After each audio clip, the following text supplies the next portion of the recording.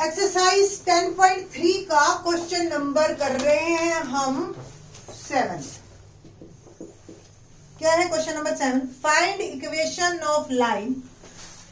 यहां से पोर्शन शुरू हो रहा है इंटरेस्टिंग, कि अब आपको इक्वेशंस बनानी है in different situations. Find equation of line parallel to the line. एक और फॉर्मूला जो मैं करवाना चाहती हूं आपको, अगर आपको लाइन की इक्वेशन दे रखी हो और आपको स्लोप निकालना हो उस लाइन का, तो कैसे निकालेंगे? ax plus b y plus c is equal to 0। Slope of line formula है minus a by b. It means minus coefficient of x upon coefficient of y। तो ये आपको लाइन की इक्वेशन दे दी, तो इस लाइन का स्लोप क्या होगा? -3 अपॉन -4। ओके, एक तो हमारे फॉर्मूले में माइनस है और एक 4 के साथ माइनस है, that's why it become positive. हमें एक लाइन की इक्वेशन निकालनी है जो कि इस लाइन के पैरेलल हो and passing through the point -2। थोड़ा सा मैं रिकॉल करवा देती हूँ 10.2 एक्सरसाइज को। हमने 5 फॉर्म कर रखी है। नंबर 1 स्लोप इंटरसेप्ट फॉर्म, नाम से ही जैसे पता चल रहा है कि आपको स्लोप पता हो और इंटरसेप्ट। दूसरा स्लोप पॉइंट फॉर्म, जब स्लोप हो और एक पासिंग पॉइंट हो। ठीक है, तो हमारा जो है इस फॉर्म में जाएगा ये वाला क्वेश्चन। आपको स्लोप डायरेक्ट ना देके इक्वेशन दे दी और कह दिया जी पैरेलल है। If lines are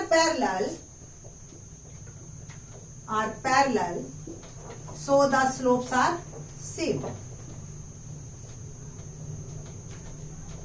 So slope of required line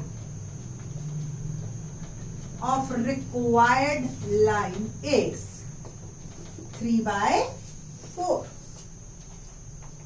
passing point -2 3। और आपको फॉर्मूला याद है इसका क्या था? y minus y1 mx minus x1 where m is slope and x1 y1 is passing point. So, what's x1, y1 here? -2 and 3. And m is 3/4. See.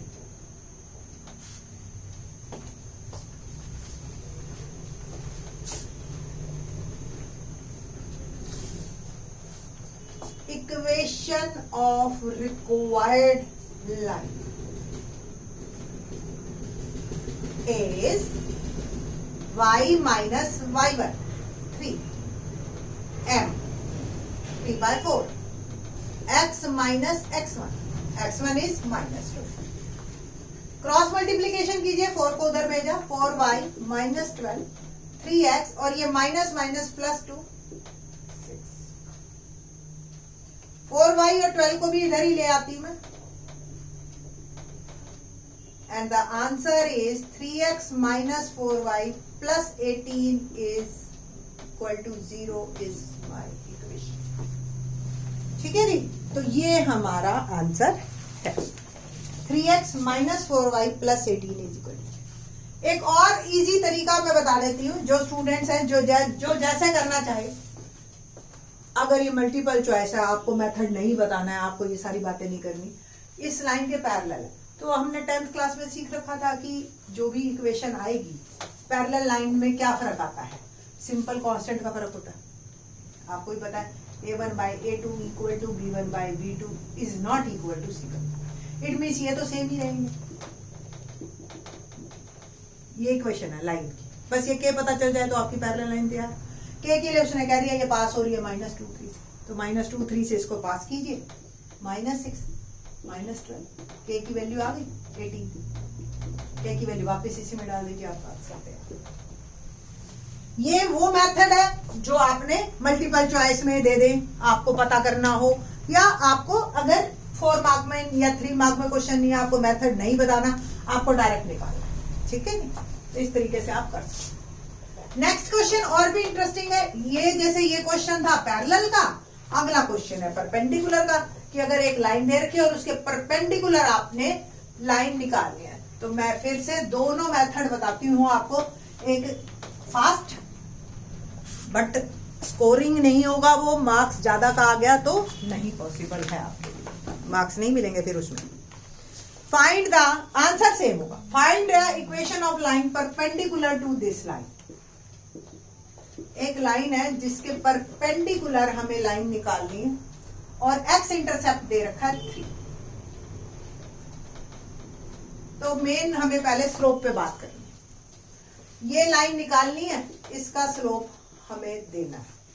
तो slope of given line, slope of given line minus coefficient of x upon coefficient of y, formula यही है मेरे पास। तो plus 1 coefficient of 1 और minus 7 become 1/7। Now let slope of required line is m if both lines are perpendicular to each other, then slopes m1 m2 is equal to -1. Here m1 is 1/7, m2 is m -1, तो m क्या हो गया -7। Okay, तो slope मेरी required line का आ गया -7।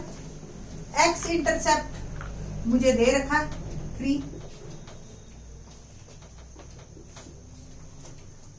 अगर आपको स्लोप इंटरसेप्ट फॉर्म ध्यान हो तो y is equal to m x minus d, ये फॉर्मूला होता है। m है -7 और d है 3।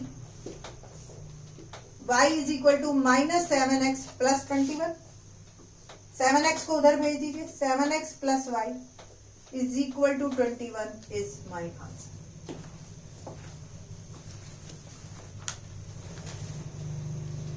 सपोज आपको इंटरसेप्ट फॉर्म भूल गई हो, आपको नहीं ध्यान, और एक्स इंटरसेप्ट दे दिया। एक्स इंटरसेप्ट कोई बड़ी बात नहीं है, इट मीन्स ये 3 और 0 से ये 3 है, तो ये पासिंग पॉइंट है 3 0। आप ऐसे भी निकाल सकते हो कि पासिंग पॉइंट इज 3 0 और स्लोप पॉइंट फॉर्म से y minus y1 m x minus x, तो भी यही पहुंचोगे। m आपका -7 है और x1 y1 है 3, ऐसे भी आप कर सकते। तीसरा जो मैं आपको फास्ट मेथड बता रही हूं, अगर सपोज कोई लाइन हमें दे दी जाए और हमें कहा जाए कि इसके परपेंडिकुलर एक लाइन बनाओ, क्या करना है आपने, x और y के कोफिशिएंट को इंटरचेंज कर देना, सिर्फ वर्ड्स को, मतलब न्यूमरल को, प्लस माइनस नहीं, 7x y, और इसका साइन चेंज कर देना, plus k is equal to 0 हमेशा। और अब इसको 3 0 से आप पास करा दीजिए, 21 प्लस 0 प्लस k की वैल्यू आ गई -21, वापस डाल दीजिए, आपका आंसर। ठीक है जी, तो ये मेथड्स थे जिससे हम लाइंस को निकाल सकते। एक अनदर मेथड कि कोई दो लाइंस आपको दे रखी हो और उनके बीच में एंगल निकालना, ये क्या एंगल है। मैं एक बार इस क्वेश्चन को स्टूडेंट्स को पढ़ा रही थी, तो देखिए क्या प्रॉब्लम आई उन बच्चों के दिमाग में। जब भी कोई लाइन के बीच में हमें एंगल निकाल, ये लाइन है जिसका स्लोप m1 है, ये लाइन है जिसका स्लोप m2 है, सिर्फ स्लोप से ही हम निकालेंगे। सपोज एंगल दोनों के बीच में है थीटा, तो tan theta is equal to m1 minus m2 upon 1 plus m1 m2, ये मेरे पास फॉर्मूला है। अब स्टूडेंट कहता है मेरे को कि मैम मैं ये वाला नहीं निकालूंगा, क्या ये एंगल नहीं है, ये भी तो एंगल है, ये निकालूंगा। तो हम क्या कहते हैं, यहां पे हम मॉड लगाते हैं। आपको ही पता है ये लीनियर पेयर बन रहा है, तो एक एक्यूट होगा एक ऑब्ट्यूज होगा, एक केस छोड़ के अगर कि राइट एंगल ना हो। तो acute one is always consider as angle between two intersecting lines, ये आप थंब रूल। ठीक है, क्वेश्चन करते हैं एक्सरसाइज का, question number 9। Find angle between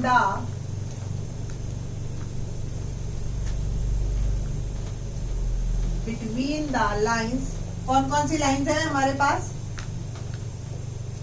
√3x + y = 1 और x + √3y = slope of one line. Formula अभी भी वही है हमारे पास, minus coefficient of x upon में कोफिशिएंट ऑफ y। तो -√3 अपॉन 1 m1। m2 क्या है? -1/√3। So tan theta is equal to m1 minus m2। दोनों की वैल्यूज पुट की है बस मैंने, अपॉन में 1 + m1 और m मॉड। क्या आया? -√3 और ये माइनस माइनस प्लस 1/√। और देखिए ये माइनस माइनस प्लस √3 से √3 कैंसिल हो गया और ये आ गया। न्यूमरेटर में एलसीएम लीजिए, -3 + 1 अपॉन 2 और आ गया -2/√3 और upon. So tan theta is equal to, mod जरूर लगाइए, 2 से 2 कैंसिल, -1/√3 मॉड। तो tan थीटा आ गया मेरा 1/√3 और थीटा आ गया 30 डिग्री और वी कैन से दैट π/6। ठीक है जी। तो angle between these two parallel lines, these two intersecting lines is 30 degree. या आप ये भी कह सकते हो 150 डिग्री, है ना। दूसरा, अगर ये 30 है बेटा जी तो ये 50 है, ये π/6 है सपोज, तो ये 5π/6 इज माई आंसर। तो दीज आर द 3 क्वेश्चंस जो इस लेक्चर में हमने कवर किए। Rest of questions in the next lecture. Thanks.